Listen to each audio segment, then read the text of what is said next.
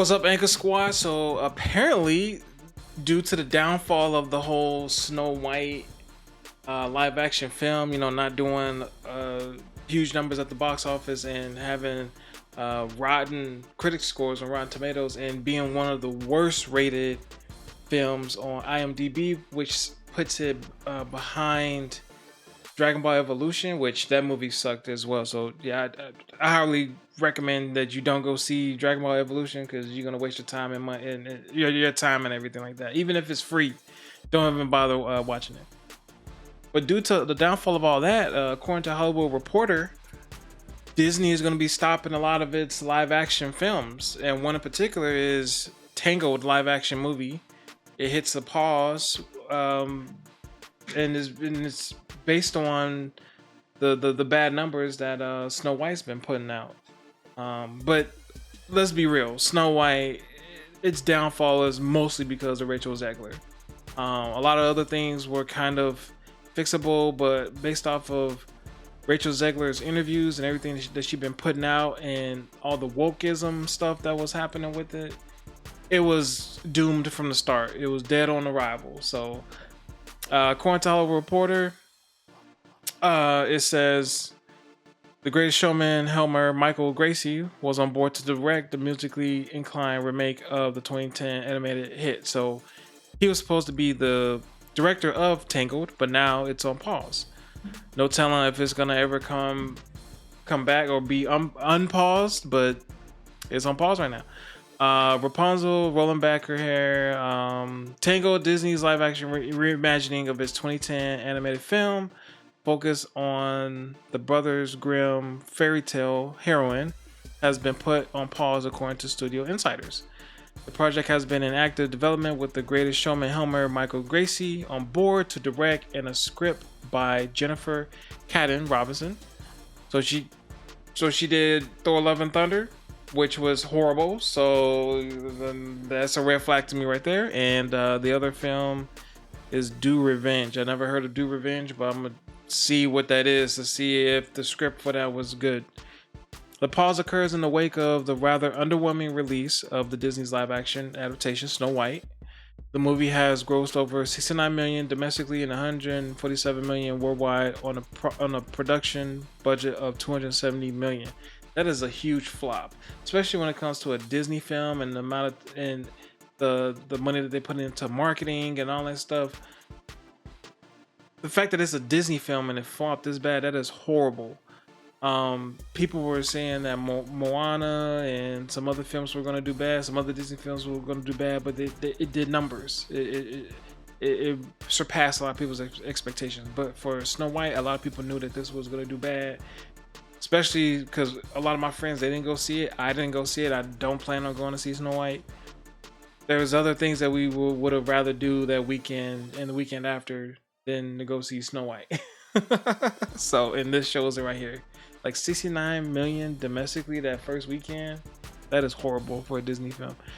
The film was plagued by controversial headlines from the start due to casting and creative choices, and then into its press tour due to social media posts from Rachel Zegler.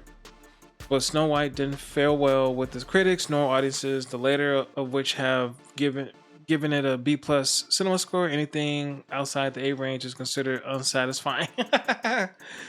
It currently only has a 50% on review aggregator Metacritic. It remains uncertain whether Tangled will move forward down the road or undergo a creative rethink.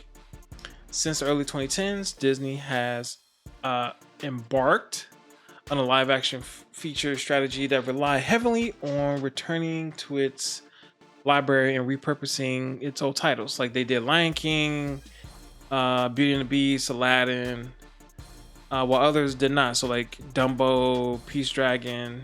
Recently, Barry Jenkins' Mufasa, The Lion King, had a slow start with a 35.4 million domestic opening before picking up steaming, ending up with an impressive 710 million globally. Before this, The Little Mermaid earned a tepid 570 million. Snow White seemed to test the limits of that strategy. With Mufasa, it was competing with Sonic, so both of them competing at the box office. It was gonna hurt each other's numbers, but we all knew that Mufasa was gonna at least make its numbers, even though a lot of people did not like it or didn't go see it and preferred to go see Sonic. Overall, people knew that Mufasa was gonna make money. But Snow White seemed to test the limits of the strategy. The coming 15 months will offer 2 more live action remakes to gauge audience appetite, and each one has glimmers that offer Disney reason to believe that they will be successful. So Lilo and Stitch, which is a film that I will be taking my son to go see. We are huge Stitch fans.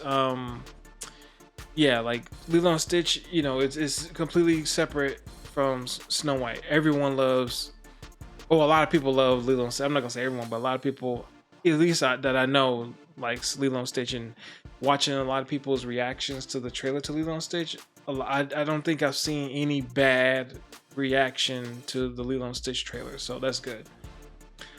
So Lilo and Stitch, a remake of the 2002 animated film, serves into theaters May 23rd. During this year's Super Bowl game, a spot featuring Stitch crashing the field generated 173.1 million views in 24 hours, making it Disney's most viewed spot digitally. The trailer also became the second most viewed Disney live-action trailer of all time. Meanwhile, the live-action Moana is set to sell July 10, 2026. They just did a Moana 2 animated. And they were working on Moana live action. I'm like, dang, didn't Moana just come out not too long ago? Like the animated or whatever.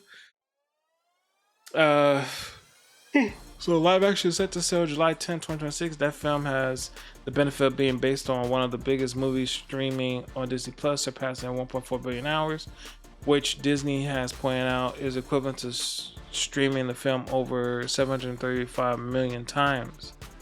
Or playing the Grammy-winning Oscar-nominated song "How Far I'll Go" on repeat for more than 50,000 years. And it also comes a few months after the animated sequel Moana 2 grossed $1 billion when it was released last November and became the third highest grossing film of 2024.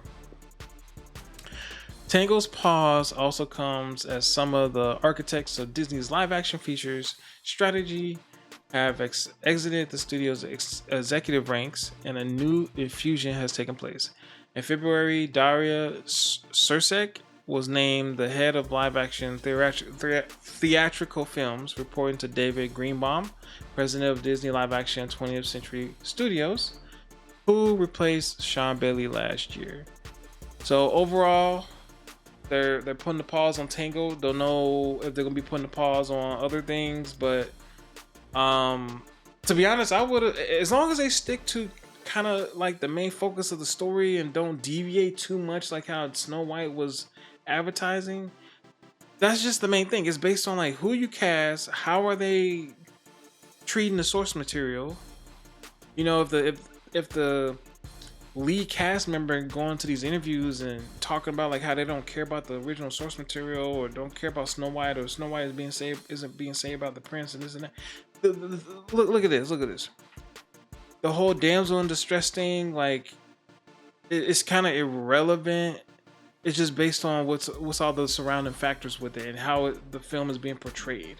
So with the Mario film, right? When it comes to Princess Peach, we typically view her as that damsel in distress type princess, where she always had to get saved by Bowser, yada yada yada. But with the Mario film, they still gave her that hero type aspect. She had skills. She was beating people up, using these abilities and everything. But it was still grounded to where Mario was still trying to save her, save Luigi. It wasn't too over the top with it. So, some people they're like, oh, why is a princess fighting and this and that? Depending on how the film is portrayed and how they do it, that's what determines how you sell it to the to the viewer. You know, you want viewers buy-in on it. You don't want to just throw it in there just because you want to woke it up and you have no path or no plan, no vision of the overall film. I mean, people do like seeing princes saving the princess.